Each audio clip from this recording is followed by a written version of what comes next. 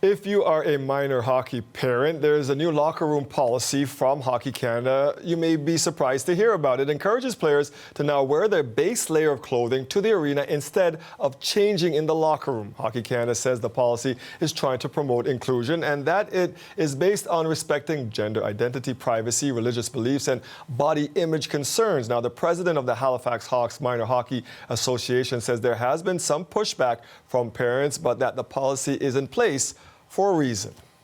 Very much about making sure that everybody feels comfortable in every dressing room. So there's some requirements called minimum attire, which is primarily that everybody should be arriving and covered in at least their base layer and leaving in at least same sort of level as well, so that everybody feels comfortable in the dressing room. Any player who forgets to wear their base layer to the arena must go inside a closed washroom stall to put it on. They can get their hockey gear on with the rest of the team after that. The new policy affects all minor hockey players from the youngest level right up to under 18s. For more on what parents think of this new policy, let's bring in Teresa Bailey. 3 of her children play minor league hockey, and we reach her tonight in Madoc, Ontario. Thanks for taking the time to be here, Teresa.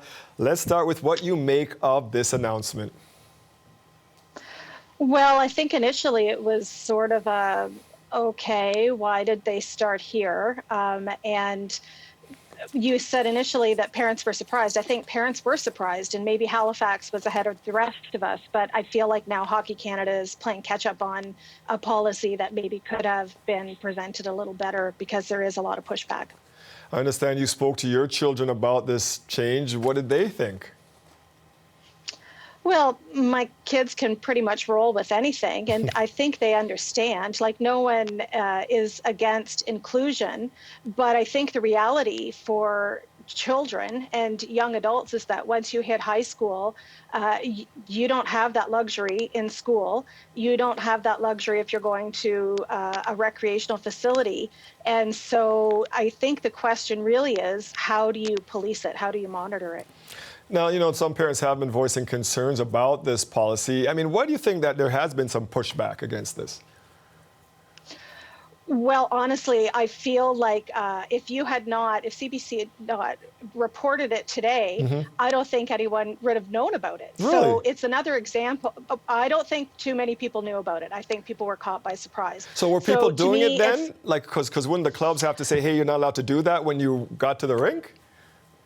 Well, by the sounds of things, I've asked my Facebook community. I've got about 40,000 of them, and I've got a fairly large community on TikTok, and people are pretty frustrated. So it's clear that they were not aware of it. Okay. So it goes to show me that, once again, a policy that maybe is sort of like whatever is going to have to be reacted by instead of getting out in front of it and explaining what it actually means. Yeah, I think the showering part. Yeah, it does sound like the rollout is flawed. If you're saying that, you know, thousands and thousands of hockey moms and dads are just hearing about this. Now, talk to me about the showering part, because that was interesting when I was reading what they're asking the kids to do here. They're saying that if you're going to go into the stall to shower after the game, you should wear swimming attire. Yeah, and honestly, I've had 3 children go through that age where they start to shower. There have always been a couple kids who've worn bathing suits. It's never been an issue. And then there are other kids who don't. And I feel like a lot of people are asking why we're trying to enforce something on a lot of people where there weren't issues.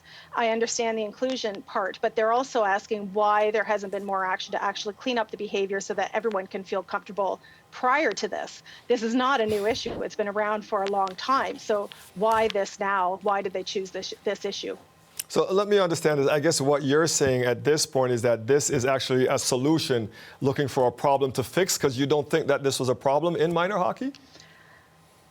I'm not saying that it's not a problem for everyone. I'm saying that there have been lots of instances where there could have been examples made or consequences laid down where there were not. Okay. And had those things happened, then maybe there would not be an issue. And there are still lots of issues that need to be addressed. So this one sort of feels like it came out of like from the side for people. Yeah. All right, let's finish with this. Are there any other policies or changes you would like to see the association then turn their attention to, if not this one?